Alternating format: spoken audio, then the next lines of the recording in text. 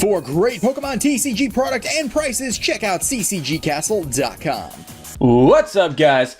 And here, and for today's Deck Text Thursday, the deck of the day will be Mega Alakazam, or Mega Alakazam, to not be as fancy.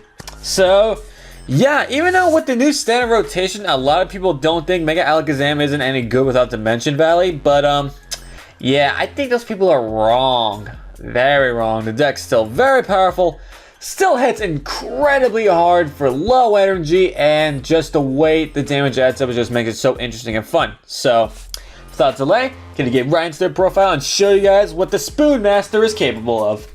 So, first off here we have 4 copies of Alakazam EX, 160 HP, a little on the low side for an EX, but that's alright.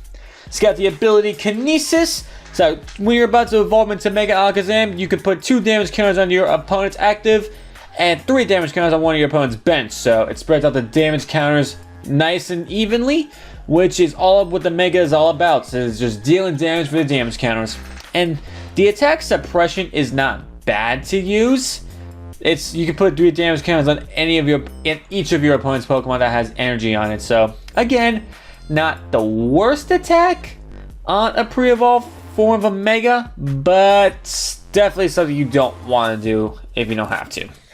And now for the main event, the Spoon Master himself, 4 copies of Mega Alakazam EX. Now it's got the attack here, Zen Force.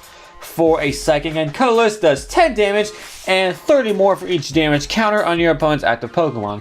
Now you're seeing where the placing of damage counters comes in handy. So with 3 damage counters on it, with Zen Force, you're doing 100 damage from there, and the more damage counters you have, the more damage you'll be doing, and every damage count adds up so much damage. Just the damage output is insane at times with this deck. Could definitely well, technically it's one-shotting it because it's using abilities instead of its attacks, so it still places damage before it does the attack, but again, those are abilities, not attacks, so I suppose technically you could call it one-shotting. Technically. But no, yeah. Spoon Master here is very, very powerful. Can hit for the huge numbers needed to knock out stuff. And just, he's Spoon Master. What do you expect? Also here, 1 copy of Hoopa EX. Very standard. Just bench him, search out your Spoon guys. And yada, yada, yada. And now two copies of a Pokemon EX. That's in every deck we do pretty much. That is 2 copies of Latios EX. Got you there, didn't I? Now, there is actually a very good reason why I have Latios EX in this deck. For the attack Fast Raid, for a single Psychic Energy does 40 damage, and if you go first, you can use this on the first turn. So, if you start off with a Latios and you go first, boom, that's already 40 damage you can do right there. And that's damage counters to where the Alakazam could use to just start messing stuff up. So, 2 copies of Latios, but if you don't start with Latios, you could this is basically just Ultra Ball fodder, stuff like that from there on, because he's good to start with, but not really. He's terrible late game. And that will do it for the Pokemon lineup. There is no Shaman in the deck whatsoever now. Normally I would put Shaman here, but the build I'm going for with the Mega Alakazam deck, it's not a good idea to run Shamans, and what I mean by that is you will find out later.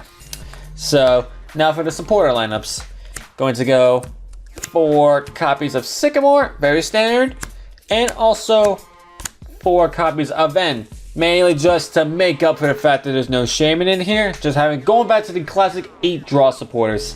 Now see, I love the meta, Bay, the Shay, and all that, but we come from a simpler time, myself. Simpler time where 8 draw supporters was all we needed.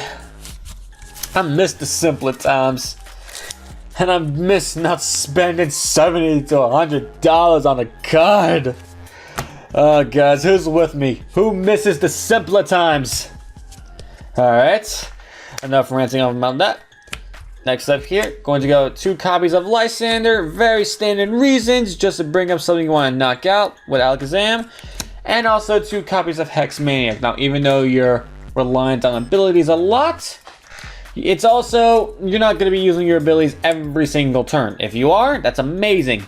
But even so, you use your abilities first, then you Hex Mania to shut up any bothersome abilities that your opponent might be having. Giratina, what? Okay guys, we must have a draft in here right now.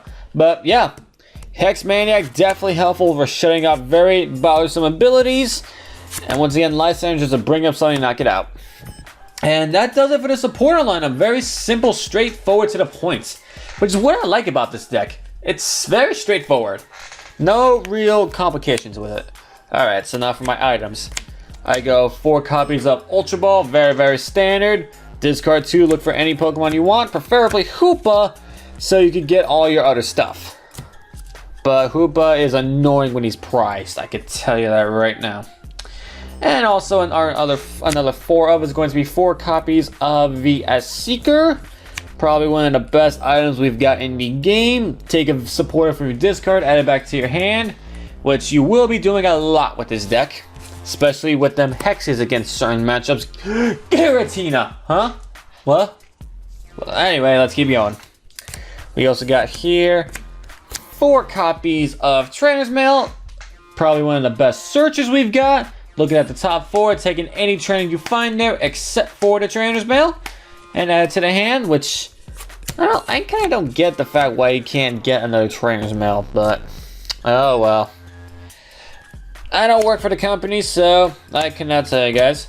And next up here, we have 4 copies of Alakazam Spirit Link because we are playing a 4-4 line, and because we want to be speed evolving our Alakazams as often as possible, just to get up that Kinesis ability, because it's so good. And speaking of the Kinesis ability, something that's going to help us out with that is going to be 3 copies of De-Evolution Spray. Now, I almost ran a 4th in here, but I usually find myself either discarding the 4th or, yeah, just it usually ends up in a discard before I even get to use it. So I figured 3 would be a perfect amount. Just your main focus with this deck, say you got Alakazam on the active and on the bench, and they've both been out for a turn and both have a Spirit Link. So what you would do is that you Mega Evolve into Mega Alakazam, use the Kinesis, and then you play De-Evolution Spray to devolve it back. And then just play your other Mega Alakazam on the... Okay, I got the reverse. You play it on the bench first to do the damage, and then you play on the active to do more of the damage with Kinesis. So, with this, you can essentially use Kinesis twice, which is brutal for your opponent. That's 2 Kinesis moves is practically an OHKO on almost everything. Don't get me wrong, there's certain things that can survive it, but not much. Definitely gets rid of all the non-EXs out there. Xerneas Break. Man, that draft, guys. That draft, man, today. It's just weird. So weird. And I apologize for that, guys. That's the fax machine going off right now. Alright. Next up here, we have 3 copies of Mega Turbo. Now, again, very standard. Just get a basic energy from the discard and attach it to Alakazam Spoons. Because even though his attack is low, it is still 2 energy attachments, which can take up a little bit of time. Not really, but you want to play this to not waste your attachment so you can power up, set up another Alakazam just in case your current Alakazam gets knocked out. So that's why I've got 3 copies of that.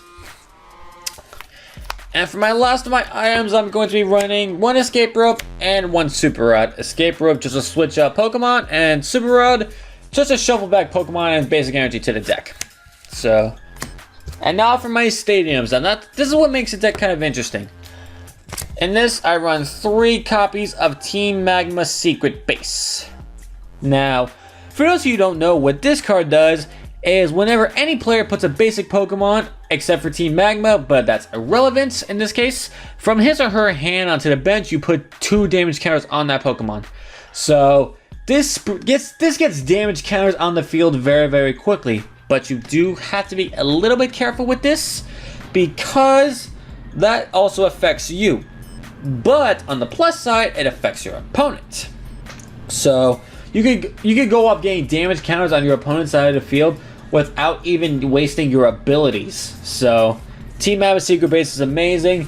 And also that's why I don't run Shaman in here, because Shaman is already an easy bench target as it is. So And the thing is, like, with Team Magmas, you want this out as soon as possible. Like, your ideal play is to go first and to have this out. Like, if they bump your stadium on their first turn, there's nothing you can do about it. But you want to add the pressure there. You want to get the damage counters out as soon as possible. And like I was saying before with the Shaman, it's already an easy 2 prizes as it is. So just playing the Shaman, risking while you have this on, it's just going to make it 90 HP, and that's even easier to knock out. So yeah, that's why I don't guts to 2 Shaman in here. But Team Magma Secret Base, guys, very, very crazy plays you can pull off with this.